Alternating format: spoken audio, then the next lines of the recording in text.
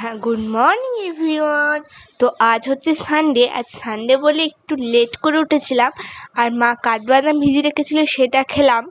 তারপর চুলে একটু তেল দিয়ে তারপর মিষ্টি খাচ্ছিলাম, কারণ দাদু এসেছিল সকালে, মিষ্টি নিয়ে এসেছিল, তো সেটাই খাচ্ছিলাম। তারপর আমার মনে ছিল না যে আজকে আমাকে বাজার যেতে হবে।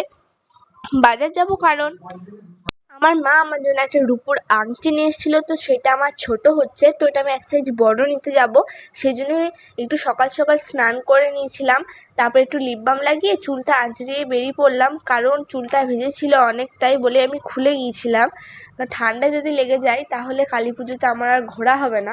তো তারপর আমি বেরিয়ে পড়লাম, আর এখন আছে হচ্ছে দর্শকর্মা দোকানে। এখানে দিদি নিচ্ছিল হচ্ছে প্রদীপগুলো 2 টাকা করে দাম ছিল।